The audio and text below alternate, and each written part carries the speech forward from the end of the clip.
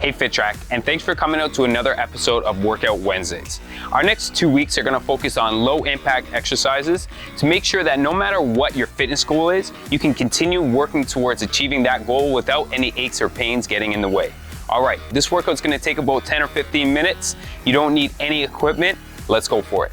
So first up, we've got kneeling shoulder taps and hip extensions. To start out, we're gonna get into a modified push-up position with our knees on the floor and our wrists located right underneath our shoulders. Keeping our core nice and tight, we're gonna reach and tap our shoulders. Then we're gonna step our feet onto the ground, lift up our hips so we're in a push-up position, and from here we're gonna extend our hips right back towards our feet, getting a nice big stretch and engaging our quads. Then we're gonna return to the original position, lift our feet off the ground, shoulder tap, feet on the floor, drive our hips up, sit them right back to our feet.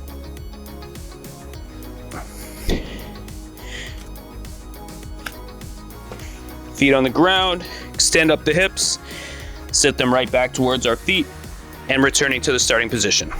Now that our core is engaged from our first exercise, we're gonna work on engaging our glutes before we do our squats. So we're gonna lie on our sides, and you can rest your head on your arm, and we're gonna set ourselves up so that our hips are 90 degrees, our knees are 90, and our feet are 90 degrees. From here, all we're gonna do is we're gonna lift our top leg and think about consciously squeezing this glute and controlling it back down. So squeeze, squeeze, squeeze on the way up and control it back down. While we're doing this, we wanna make sure that our hips are not rolling back, and so our hips are actually gonna be rolled slightly forward throughout this exercise. Make sure that you do 10 repetitions per leg on this exercise before we get into our squats. So squeeze on the way up, control on the way down, squeeze on the way up, and control on the way down. Our first two exercises set us up for success for these squats by focusing on mobility and engaging our glutes and our core.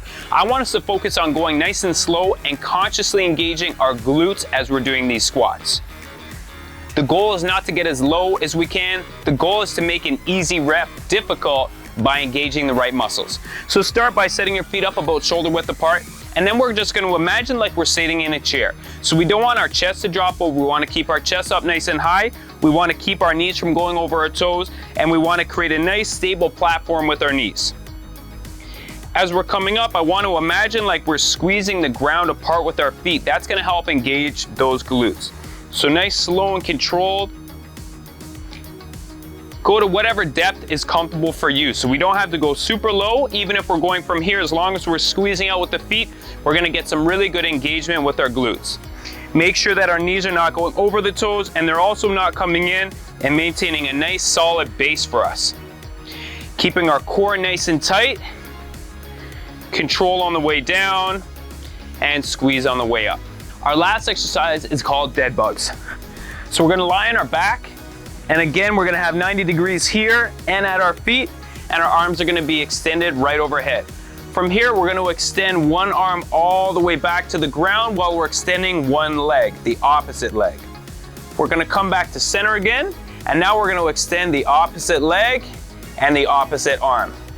As we're doing this, we wanna keep our core nice and tight as we're extending our arms and legs, keeping our core engaged, and then pulling and returning back to the original position by using our big and strong core muscles.